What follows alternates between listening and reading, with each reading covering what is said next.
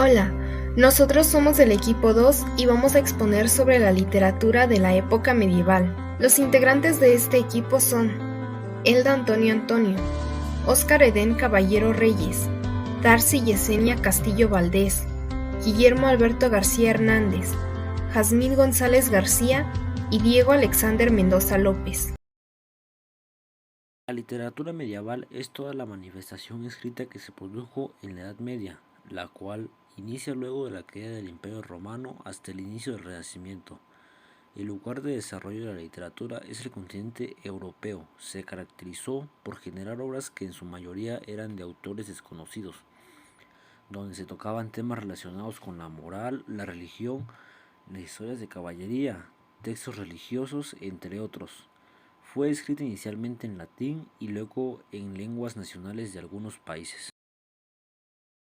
La literatura medieval abarca aquellos trabajos escritos principalmente en Europa durante la Edad Media en un amplísimo periodo histórico de más de un milenio. El comienzo de este periodo histórico suele colocarse en la caída del Imperio Romano en 1476 después de Cristo, y su final puede ser con la caída de Constantinopla o con el descubrimiento y llegada de Colón a América en 1492. Podemos definir entonces a la literatura medieval como una segunda corriente literaria en la que predominan el espíritu religioso y la visión teocéntrica. La literatura medieval respecto al género narrativo abarca principalmente la época en la que surge un tipo de poemas que reciben el nombre de cantar de gesta, que narra las aventuras de héroes. Sus representantes emblemáticos son el Cantar de Roldán francés, el poema del Mío Cid castellano y el Cantar de los Nibelungos alemán, tres obras cuya maestría demuestra la depuración alcanzada por un género del que apenas existen antecedentes. También, aparte de estas tres obras, abarcaremos en esta línea del tiempo aquellas obras más importantes pertenecientes a lo que hoy conocemos como el género narrativo. Características de la época medieval. La literatura de esta época se clasifica en dos partes. Una es la literatura religiosa, emanada de la Iglesia y del mundo de la cultura cristiana. Y la segunda, la literatura profana, menos abundante y emanada del pueblo. Uno de los puntos clave de la literatura medieval son los textos religiosos, y caracterizan muchas de las obras de esta etapa, que está escrita por sacerdotes. El latín es un idioma común encontrado en las obras. A partir del siglo X se desarrollaron las lenguas derivadas del latín y de otros idiomas indoeuropeos, los cuales se comenzaron a utilizar. Una gran parte de las obras del primer periodo medieval no cuentan con un nombre al que atribuirlas. Esto se debe a las dinámicas de censura eclesiástica o fiscalización que había sobre los textos. También las personas que sabían leer y escribir eran pocas, por lo que fue normal que la literatura fuera principalmente oral. La literatura, especialmente la culta y religiosa, era de carácter didáctico y moralizante. Intentaban transmitir enseñanzas y valores éticos y cristianos. El Cantar de Roldán o la canción de Rolando es un poema épico de varios de miles de versos, escrito a finales del siglo IV en francés antiguo, atribuido a un monje normando, Turoldo, cuyo nombre aparece en el último y enigmático verso, Si fa la geste que Turoldo declinet. El texto del llamado manuscrito de Oxford, pues se conserva en la biblioteca bodleiana de Oxford, escrito en ánglo-normando, consta de 4002 versos decasílabos, distribuidos en 291 estrofas de desigual longitud llamadas tiradas. A pesar de que el texto del manuscrito de Oxford tiene fechas de finales del siglo VII, es probable que el texto pueda datarse entre 1060 y 1065, ya que Guillermo Malmesbury dice que los normandos cantaban la canción de Roldán durante la batalla de Hastings. Los personajes más importantes están fuertemente caracterizados por Roldán, sobrino de Carlomagno. Es el prototipo de héroe, de cabellera larga y rubia, barba de candado, valiente y fuerte, aunque tiene el defecto de ser demasiado orgulloso. y de cometer actos de indisciplina militar. Precisamente, su carácter temerario es lo que determina el triste final del ejército francés, ya que el orgullo de Roldan le impide tocar el cuerno para pedir ayuda a su tío. Olíveros, compañero del héroe, es el complemento perfecto para Roldan. También es valiente y poderoso, pero además reúne las virtudes de la prudencia y la disciplina militar. Turpin, el arzobispo, que muere bendiciendo a sus compañeros de armas después de haber peleado como ellos. Ganaleón, es el noble francés que traiciona a Carlomagno. Pese a lo que pudiera creerse, no es presentado como un ser repugnante lleno de defectos, sino como un caballero gallardo y valeroso, que tiene el corazón tierno. Lo que pierde a Ganaleón es su deseo de venganza al sentirse ofendido por la fanfarronería de su hijastro Roldan. Este cantar de gesta narra legendariamente los hechos de la batalla de Roncesvalles, que históricamente no pasó de ser una escaramuza y que pudo enfrentar a tribus de vascones contra la retaguardia de las fuerzas carolingias al mando del conde Roldan, prefecto de la Marca de Bretaña. El cantar de Roldan se escribe unos 3 siglos después de los hechos, tiempo suficiente para que los hechos se transformaran y el personaje de Roldan, que solo era el margrave de la Marca de Bretaña, se convierta en el sobrino del viejo emperador Carlomagno, que ahora tiene una barba florida. Los hechos se adornan y se los dota de una dimensión épica y heroica. El protagonista Roldan se acompaña de un amigo imaginario, Olíveros. La emboscada de los vascones pasa a ser un ataque de 400.000 sarracenos, que solo pueden derrotar a Roldan y a los 12 pares de Francia, que son nobles francos amigos del arzobispo. Este poema tuvo amplia repercusión en todas las literaturas de Europa y fue fuente de inspiración de otros cantares de gesta del momento. Se rumora la existencia de una supuesta versión en provenzal, en la que Roldan era hijo incestuoso de Carlomagno y su hermana. El Cid Campeador es un poema épico que narra la vida y las proezas de Rodrigo Díaz, alias el Cid Campeador. Es una de las obras orales que surgieron por la inestabilidad política que se vivía en la península ibérica durante las guerras entre cristianos y moros. No se sabe quién es el autor de esta obra, ya que comenzó como un relato oral y posteriormente fue escrita, al igual que otras obras de esta época. Fueron escritas por trovadores y poetas medievales. Se cree que fue escrita alrededor del año 1200.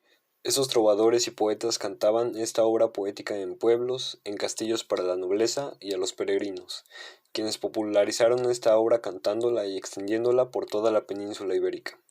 El relato del Mío Cid cuenta el cómo fueron sus actos heroicos en el campo de batalla contra los moros, la historia de su romance con Jimena, la hija de un noble, el destierro al que éste es sometido por dejar ir a un grupo de prisioneros moros, su vida en el destierro, el cómo es recibido por la sociedad después de su destierro, la boda de sus hijas, su muerte y su última batalla contra los moros, en la que éste ya se encontraba muerto, pero aún en el lomo de su caballo Babieca. Él y su ejército logran ganar esa batalla y es así como el Cid cumple su promesa de seguir batallando aun si estuviese muerto. Y aquí es en donde acaba el poema épico del Mío Cid. Esta obra tiene como personajes principales a Rodrigo Díaz, el Cid Campeador, Jimena, la esposa del Cid, Cristina y María, hijas del Cid, y Babieca, el caballo del Cid. En conclusión, el tema del que trata esta obra es la vida y las proezas del Cid Campeador, desde sus batallas y su destierro hasta su muerte. Cantar de los Nibelungos es un cantar de gesta que fue escrito en el siglo XIII por un autor desconocido. Originalmente fue escrito en alemán y se incluyen personajes propios de la literatura alemana. La obra se divide en 39 cantos, que a su vez pueden agruparse en 2 núcleos narrativos. El primer bloque comprende los cantos del 1 al 19 y el segundo abarca desde el canto 20 hasta el final. En el Cantar de los Nibelungos se narra la gesta de Sigfrido, un cazador de dragones de la corte de los burgundios, quien valiéndose de ciertos artificios consigue la mano de la princesa Grimilda. Sin embargo, una indiscreción termina por provocar una horrorosa cadena de venganzas. El traidor Hagen descubre que Sigfrido no es Es invulnerable por haber sido bañado con la sangre de un dragón, salvo a una pequeña porción de su espada, donde se depositó una hoja de tilo y la sangre no tocó su piel. Aprovechando este punto débil, le mata a traición en un arroyo. Pocos años después, Crimilda se refugia en la corte del rey Excel, al acceder a casarse con él y dejar pasar el tiempo, hasta que un banquete convocado por Excel, tras una horrenda carnicería, Crimilda consigue vengarse.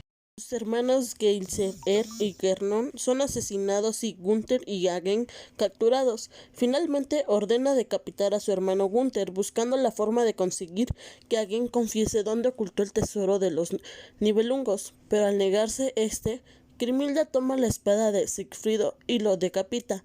Hildebrandon en Berna y el rey Excel contemplan la escena. Hildebrandon, entrando en cólera por la vil muerte del aguerrido Hagen, toma su espada y corta a Crimilda en dos.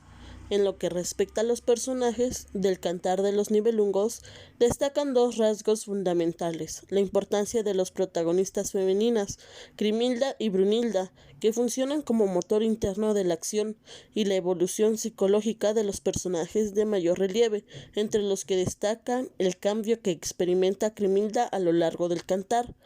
El Cantar de los Nibelungos fue escrito por un caballero austriaco entre los años 1200 y 1205 y es la reelaboración de la anterior materia legendaria, estructurada con la finalidad de darle unidad y homogeneidad, adaptándolo a los gustos refinados de la corte. El poeta anónimo manifiesta a cada instante su espíritu cortesano, y a pesar de la sencillez de su estilo, su arte es refinado y culto, con una perfección y regularidad formal superior a la de los cantares de gesta contemporánea. Posterior al Cantar de los Nibelungos se escribió el Conde Lucanor, que es un libro medieval escrito por el infante Don Juan Manuel, quien no era escritor, sino más bien era un soldado y gobernante político. Fue sobrino del ilustre rey de Castilla Alfonso X, el Sabio, de quien a su muerte Don Juan Manuel figuró en disputa por su trono, viviendo así una vida de maniobras políticas. Venció a los moros de Málaga, formó alianzas e incluso acuñó su propia moneda. Sin embargo, en medio de todo, creó una abundante obra literaria con la que es recordado hoy en día. El Conde Lucanor es su obra más destacada. Fue escrita en castellano entre 1331 y 1335. Es una obra de moralejas que tiene una clara intención didáctica y moral, pues pretende educar con enseñanzas que se desprenden de ella. Esta obra consta de 51 historias en las que el autor pone un problema y lo traslada a una situación ficticia, para al final obtener así una enseñanza. En cada historia hablan dos personajes: el conde Lucanor, que tiene un problema o está en dudas en cuanto a lo que tiene que hacer, y Patronio, que escucha el problema y le aconseja mediante un cuento sobre una situación semejante. Cada cuento toca temáticas diferentes, tiene sus propios personajes y se ubica en distintos tiempos y lugares. Al final de cada historia, el conde saca una moraleja y obtiene un aprendizaje. En sí, cada una de las 51 historias cuenta con la misma dinámica. El conde Lucanor consulta a Patronio sobre un problema complicado que repercutirá en su vida. Patronio, con la humildad de consejero, no se atreve a contestar directamente, por lo que recurre a contarle un cuento relacionado con el asunto. De ahí el conde Lucanor obtiene un aprendizaje que aplica en su vida, y al final narra una moraleja que el autor termina por resumir. Cabe destacar que los cuentos no son originales, sino que son sacados de la tradición oral de diversas culturas que don Juan Manuel recopila con elegancia en su libro, haciéndolo así exquisitamente rico en calidad y variedad literaria. El libro de los ejemplos del Conde Lucanor y Patronio construye un clásico de la literatura española y representa fielmente el espíritu humanístico cristiano del siglo XIII, que nos ayuda a hacernos una gran imagen de la sociedad de su tiempo. La Divina Comedia, conocida como la obra maestra de la literatura italiana, fue escrita aproximadamente entre 1306 y 1321 por el florentino Dante Alighieri. La Divina Comedia se considera una de las obras maestras de la literatura italiana y universal. Dante resume en ella todo el amplio conocimiento acumulado durante siglos, desde los antiguos clásicos hasta el mundo medieval, su fe religiosa y sus convicciones morales y filosóficas. El estilo de la obra posee un rico lenguaje lleno de símbolos y frecuentes referencias a personajes históricos y de la antigua mitología. Dante Alighieri la escribió en dialecto toscano, matriz del italiano actual, el cual se usó entre los siglos XI y XII. Dante finaliza cada una de las canticas utilizando las palabras estrellas, conectándolas a pesar de sus marcadas diferencias. Aunque la Divina Comedia es principalmente un poema religioso que discute el pecado, la virtud y la teología, Dante también discute varios elementos de la ciencia de su época, como por ejemplo las implicaciones de una tierra esférica. El Decamerón es un libro constituido por 100 cuentos, algunos de ellos novelas cortas, escritos por Giovanni Boccaccio entre 1351 y 1353. Desarrolla 3 temas principales: el amor, la inteligencia humana y la fortuna. Los diversos cuentos de amor en el Decamerón van de lo erótico a lo trágico. Son relatos de ingenio, bromas y selecciones vitales. La obra comienza con una descripción de la peste bubónica, la epidemia de la peste negra que golpeó a Florencia en 1348, lo que da motivo que un grupo de 10 jóvenes quieran huir de la plaga y se refugien a las afueras de la villa de Florencia. Probablemente Boccaccio concibió el Camerón después de la epidemia de 1348 y lo terminó en 1353. La colección de los relatos del Camerón del escritor italiano Giovanni Boccaccio es una de las primeras obras de la literatura mundial, en la que no solo se describen personajes aristocráticos y de la corte, sino también gente sencilla de la cotidianidad medieval, con sus errores y atravios eróticos y humorísticos. La obra se compone en total de 100 relatos que transcurren en un lapso de 10 días y que son narrados por 10 personas con el fin de ofrecer consuelo mutuo, entretenimiento y educación. De ahí también el título de la obra, el Decamerón, que significa el libro de los 10 días.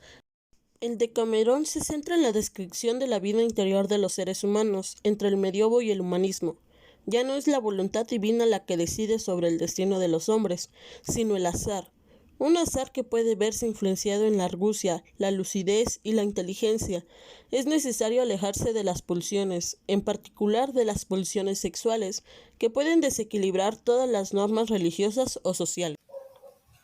Los cuentos de Canterbury fueron escritos por Geoffrey Chaucer y presentan la vida de la sociedad inglesa de finales del siglo XIV. Originalmente escritos en versos, Chaucer solo pudo terminar aproximadamente la cuarta parte de todos los cuentos que tenía planeados. La historia se centra en un grupo de peregrinos que se dirigen a Canterbury y como forma de entretenerse durante el viaje inician a contar cada uno una historia, mediados por el hostelero. Entre los peregrinos va un caballero, un molinero, un bulero, un mercader, una priora, un marino, una monja, etc. Las narraciones van desde historias heroicas, tiernas historias de amor, de tragedias famosas, de emperadores y reyes, de adulterio, de santidad, en fin. Un mosaico de narraciones que permiten conocer los distintos puntos de vista que tienen sobre la vida cada peregrino. Cada historia también es la oportunidad de atacar al vecino mediante cuentos donde éste quede en vergüenza basado en su profesión o condición social. Y con esto concluye el video. Muchísimas gracias por su atención prestada.